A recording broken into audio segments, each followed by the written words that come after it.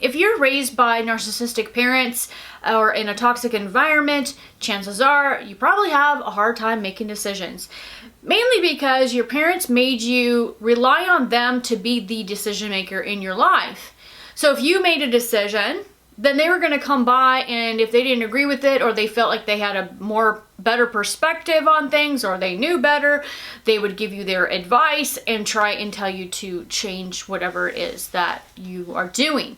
And we all know the reality of them doing that is not because they actually want you to succeed in life. It's because they want you not to succeed in life, and they want to sabotage your happiness, because you cannot be happier than them.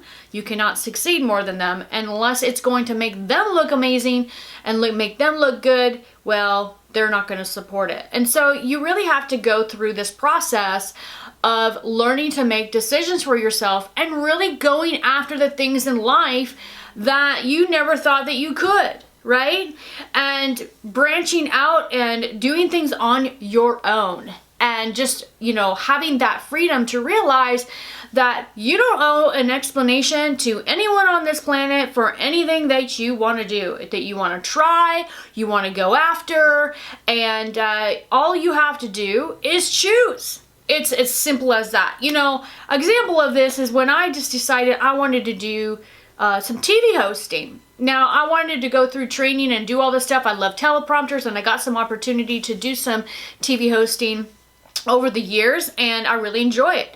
One thing that it has allowed me to do is be a little bit better with my YouTube videos and being able to learn how to speak and all that. Many of you know that I was born with a communication disability, and that's why I started doing YouTube videos.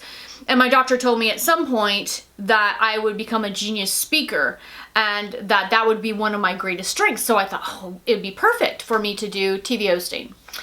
And I remember going after this, and I went to LA to get some costumes, because the clothing that TV hosts actually wear on the set are costumes, and you've got to get specific colors, and all of that. And so I went to LA to a secondhand store. It's actually a really amazing store that has secondhand stuff from movies. So everything's already tailored and all of that kind of stuff. You just kind of have to find your size and the color that you want.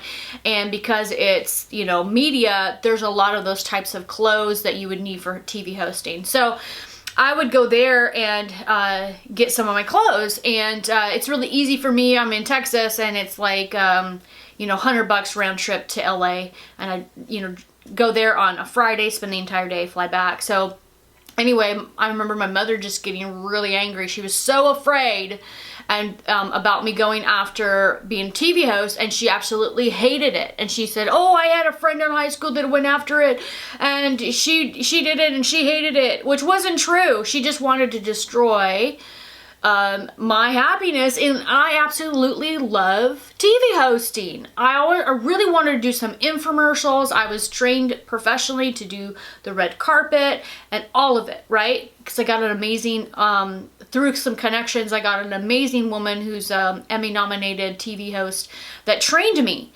And I will forever be grateful for that. And whether I end up in the future going after that, I start to do more TV hosting or, doing that kind of stuff, or if I just, use those skills here on my YouTube channel, it really doesn't matter. At the end of the day, it's just something that I love. I love to be able to make video content, and I love speaking, right? So all of that to say is that that's a perfect example of my new dream in life that my mother was afraid of and was trying to suppress in me, trying to keep me back from and destroy. I mean, at one point, I was going to LA because I would go to LA a lot, and she was screaming on the phone, begging me to go to Mexico. Number one, I couldn't afford to go to Mexico. Number two, why would I go to Mexico? I'm in LA because I'm actually doing some work, and trying to work on that aspect of my career. And she just really hated it. So I want to encourage you, if there's something like that in your life, whether it's a relationship, it's a new goal you're going to go after, maybe you have a dream of writing a book, whatever it is, If it threatens that narcissist in your life, they're going to attack it. So I have another example of this is when I went to an event, a Tony Robbins event. You guys know I love him.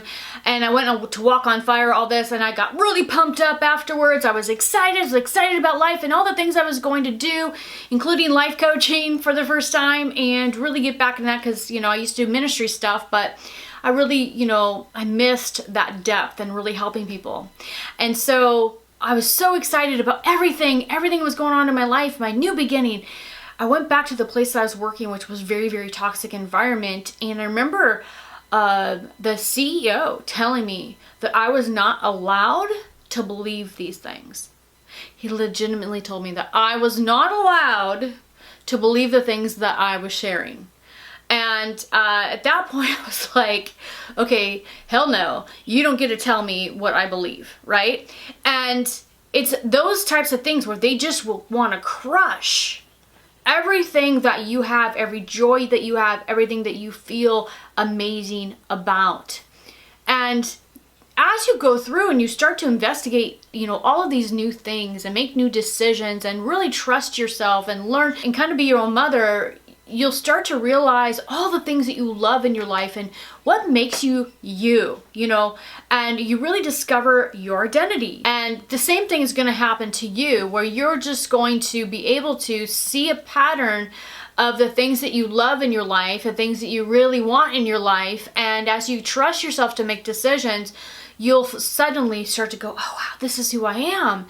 And this is where I belong, and this is my spot in life. And it's a very, very freeing thing. And sometimes you just have to go out and try and do everything before you really are able to check off those lists of, okay, well, I'm not that, and I'm not that, and I'm definitely this, and just find your little space and your uniqueness in life. Because even though you might say, okay, well, I'm kind of like this type of a person, you're also going to be very, very unique yourself and in your own life and just your uniqueness as a human being. And that's the beauty of what we all bring to this planet, is that we're all very different, and we need to be able to celebrate all of those differences. So I hope that this year you get to find out what your differences are that make you unique, and that you can really celebrate, and that make you you and make you who you are.